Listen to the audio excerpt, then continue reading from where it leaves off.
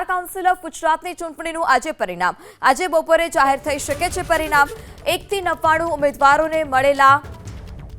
એકરાનું પરિણામ જાહેર થશે બપોરે 3 કલાક સુધીમાં પરિણામ જાહેર થવાની શક્યતા છે એકરાનું પરિણામ જાહેર થયા બાદ એલિમિનેશન રાઉન્ડની ગણતરી શરૂ કરવામાં આવશે ગુજરાત હાઈકોર્ટના ઓડિટોરિયમમાં આ ગણતરી ચાલી રહી છે ગુજરાતની 23 સભ્યોની નવી બોડી માટે યોજાઈ હતી ચૂંટણી રાજ્યના 76,000થી વધારે વકીલોએ મતદાન કર્યું હતું 23 બેઠક માટે 99 ઉમેદવાર મેદાને હતા 79 પુરુષ ઉમેદવાર અને 20 મહિલા ઉમેદવારોના ભાવિનો આજે ફેસલો થશે 23માંથી 5 બેઠકો મહિલા ઉમેદવાર માટે અનામત હતી રાજ્યમાં સરેરાશ 52% થયું હતું મતદાન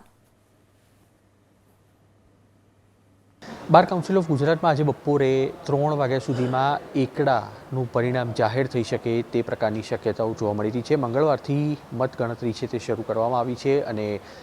જે પણ ઉમેદવારોની માગ હતી તે સાથે આ મતગણતરી છે તે બાર કાઉન્સિલ ઓફ ગુજરાતના હાઈકોર્ટ ઓડિટોરિયમ ખાતે શરૂ કરવામાં આવી છે 1 થી 99 ઉમેદવારોને મળેલા એકડાનું પરિણામ છે તે બપોરે 3 કલાક સુધીમાં જાહેર થાય તે પ્રકારની હાલમાં શક્યતાઓ છે મહત્વનું છે કે ગુજરાત હાઈકોર્ટ ખાતે આવેલા ઓડિટોરિયમમાં મતગણતરી કરવામાં આવી રહી છે અને 23 સભ્યોની નવી બોડી માટે આ ચૂંટણી યોજાઈ હતી જેમાં રાજ્યભરમાંથી 76,000 જેટલા વકીલોએ મતદાન કર્યું હતું અને કુલ 99 જેટલા ઉમેદવારો મેદાનમાં ઉતર્યા હતા જેમાં 79 જેટલા પુરુષ ઉમેદવાર અને 20 મહિલા ઉમેદવાર પોતાનું નસીબ અજમાવી રહ્યા છે આ